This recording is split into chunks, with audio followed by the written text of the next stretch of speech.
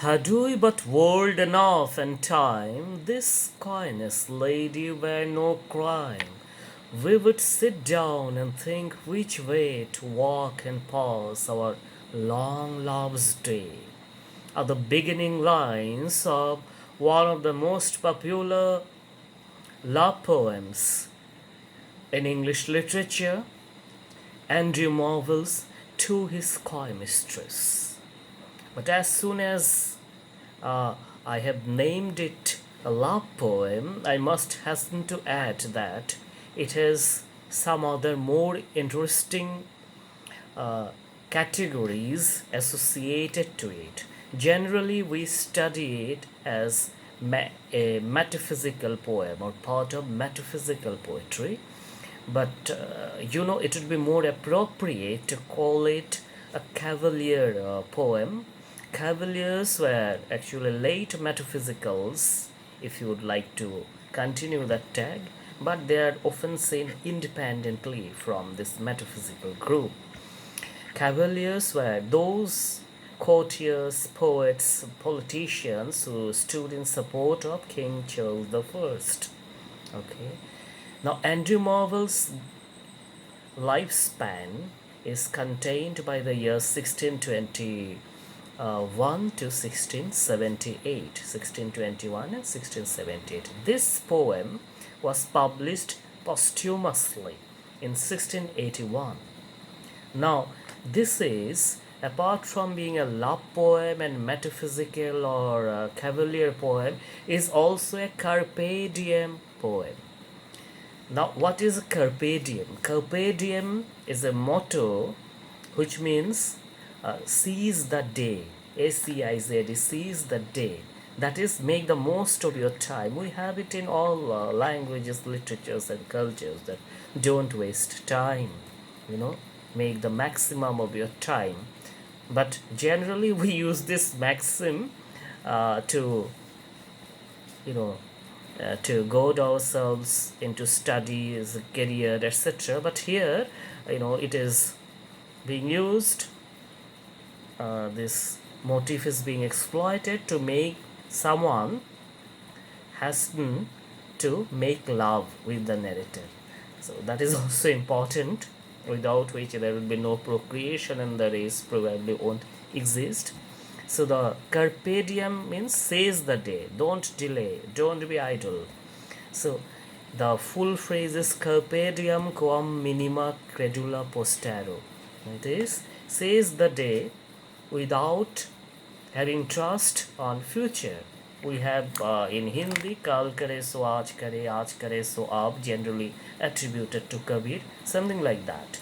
In this poem, which is very popular, as I have said, there are sort of three stanzas, and it is in the pattern of syllogism. The first stanza gives a proposal, hypothetical proposal. The second part tries to show the unreality of that kind of a proposal, and final stanza gives the solution. So those were the days of courtly love, when men and women were in love. Women were mostly other people's wives. In the courtly love tradition, there's a beautiful book by C.S. Lewis, The Allegory of Love, which is the most standard book on courtly love. And then men would fall in love with some other person's wife, usually higher in status than his, maybe his patron or whatever, and then forever pine for that love which he never gets. That is the ideal love. Marriage is separate, that continues, but you don't love your married partner or wife, rather, since it's from a patriarchal point of view. So if you read C.S. Lewis's Allegory of Love, you will understand that. Something like Hum Dil De Chuke Sanam in the movie, or often one-sided love, and the lover would forever write poems and keep pleading before the beloved to accept him, but then there will always be denial, not acceptance. That was thought to be beauty. There was a Platonic influence also. The metaphysicals, John Donne and all, they stood strongly in opposition to this kind of love. So they were intelligent, they were philosophers, but they were also not idealists as such. They were more pragmatic. So that's why we have done directly describing a bad scene in his poem. Busy old fool, unruly sun, why dost thou thus to windows and through curtains call on us? Must to thy motions lover seasons run, etc., etc. I have made a separate lecture on that. I will give the link here. Similarly, here uh, Marvel makes a parody of the courtly tradition. That yes, it would be fine if we had, you know, unlimited time and unlimited space. That is where immortals, you know, we live from eternity to eternity, kyamat se kyamat tak. Then I would have no problem in pursuing you, my beloved, you know, from the beginning of time to the end of time, and you also please feel free to refuse. You know? So that is why, had we but world enough and time, this coyness means shyness, modesty. Coyness, lady, were no crime. That is, this coyness is acceptable if we were immortals. We would sit down and think which way to walk and pass our long love's day. Thou by the Indian Ganges' side shouldst rubies find, and I by the tide of Humber would complain that you will be in India and I will be in another part of the world in different kinds of rivers, and we'll sort of keep playing the game of love. It is, like Bollywood movies. All movies have love songs, and in the love songs, there will be 30 to 40 places shown in the same song. Sometimes the lover and beloved are at sea, at the sea. Sometimes on the tip of a mountain, dresses also get changed. So I don't know whether you've noticed it consciously or not. And there must be a song when they're in love, and I find it very unrealistic. From where does the music come? Do lovers carry an orchestra or sort of these things with them anyway? But we need suspension of disbelief. So he's saying that I would love you 10 years before the flood. Before the flood means in the Judeo-Christian tradition, the great flood. That is almost the beginning of time. That I would have loved you from before the flood. And you also please keep refusing till when? Till the conversion of the Jews. It is an impossibility. The Jews will never become Christians. The Christians think it is an impossibility. So I keep loving you, keep refusing me. And then I will give elaborate attention to all your body parts. 100 years should go to praise thine eyes and on thy forehead gaze, like that. 10,000 years to adore each breast and 30,000 to the rest. Very physical, sexual details. It is somewhat like, in our, again, movie songs which are very popular. So these days it is less. Initially, then those movies, they're not satisfied with one bar, but they will talk about 7 bars and 7, because we have revert. So सातों जन्म तुमको पाते या हम तुम सनम जन्म जन्म मिल रहे हैं जैसे, so हमने तुमको देखा तुमने, right? So this kind of thing, but these are all unrealistic. So this सातों जन्म तुझको पाते गोरी तेरे नैनों में हम बस, that kind of spirit was followed in the courtly tradition, which people like Donne, Marvel reacted to, because this is unrealistic. So he says, yes, all these were fine, Sato Janam and all that, loving endlessly and refusing endlessly, if we were immortal and if we have the whole world before us. Had we but world enough and time, that is space and time, speciality and temporality, two major determinants of our existence. This is the thesis part in a way, though improbable thesis. At the next stanza, you see there is a break in meaning, semantic break. But at my back, I always hear time swing, chariot hurrying near. That since I am a conscious person, at my back I always hear time swing, chariot, Kal, Yam, that is coming, the giant reaper of Shakespeare's sonnets. And yonder before us lie deserts of, and yonder all before us lie deserts of vast eternity. And look, before all of us lie deserts of vast eternity. Yes, it is eternal. We will be eternal, but we have no sense, nothing. We will go back to dust, because Bible says, "From dust thou art, to dust thou shalt return." Is generally buried, and possibly we the Hindus generally we become ashes after burning, and the same thing, finally dust. So no point in delaying our course of love. Why don't you come to me and consummate our love? You know, uh, this is, he says, then you are preserving your virginity, chastity, or whatever. Virginity is not chastity, but anyway, virginity. But what will happen if you die in this condition? Then worms will try your long preserved virginity. The grave is a fine and private place, but none, I think, do their embrace. So yeah, grave is good, it's fine and private, but you cannot make love in grave. So why are you deferring my proposal of love, not accepting my proposal of love? All right.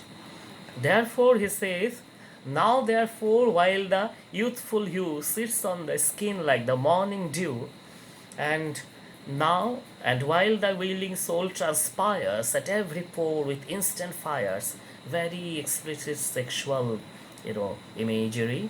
That is, every pore of the lady is full of fire, fire of desire. And now you are full of youth. You have the lust, you have this desire of sex. Sex desire is not a literary term. We should not use a lust, that kind of thing. So literal languages are better. So full of lust. So let us combine, and sexual intimacy is not only about sex but togetherness, because the world is hostile, time is hostile, place is hostile. So we should combine the narrator and the beloved. Let us roll all our strength and all our sweetness into one ball. The image is of cannonball.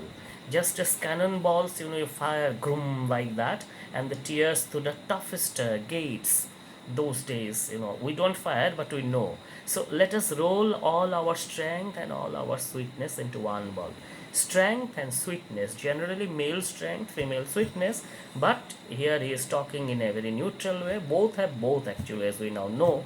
It is very patriarchal to say man's strength and women's sweetness, but then they should combine, whoever has what, and then one can become successful. That gate of life, gate of success, we may say. So there are many obstacles in life, and if you are together, then it is better than if you are one. And then if there are more, then all the better. United we stand. Though sometimes if there is nobody, then what will you do? So then we go back to Tagore, যদি তোর ডাক শুনে কেউ না আসে তবে একলা চলো রে. You are alone, but then you can be, a million in one. Have faith in yourself. So there, Tagore and Vivekananda, etc., will come to your rescue if your beloved, your lover, does not respond like this one. So he says, that is, we should not keep languishing and keep destroying our youth and everything in time's jaw, mouth. It is slow, but it will consume us. So let us use our youth, our resources. Let us be happy. Again, other kinds of Bollywood songs come to mind. In India, they are the gospels in a way. Jine ke hai char din, baki hai bekar din. That is the carpe diem thing that you enjoy here and now. Okay, don't wait for something later or greater. That here Freud will say many other things that I cannot cover now. It is already becoming longer. Hope you enjoy this. So, and thus, though we cannot make our son stand still, we will make him run. A very powerful God of mythology, Western mythology, made the sun stand still. I will not name who. Let there be some home task. You find it out who. So he made sun stand still while he made love. That is, time had stopped. That we are not gods, so we cannot stop the sun, but then we'll make him run. Let the sun run, and we make love, we do our youthful business, that will be getting an advantage over time, getting an age over time. Otherwise, if you keep refusing, then finally worms shall try your long preserved virginity. So this is a kind of in between. There was a line which should have been explained. It is important for students. My vegetable love should grow faster than empire and more slow. Vegetable love, that is hypothetically, that if world and time were there in abundance, then I would have loved you. By vegetable love, it means platonic love, love without sexual desire. There is a kind of reference here, but I don't want to bring it. It is a bit complicated. The Renaissance divided the soul, into three categories: vegetative, sentient, and rational. But that will be a bit complicated because this video I'm making for beginners, that is honor students basically. So it is as simple as that you just take vegetable love to be kind of innocent or non-sexual love. So this was the poem To His Coy Mistress by Andrew Marvell. Hope you have liked it. If you want to know anything further, kindly comment and I would like to answer or respond. Have a great time.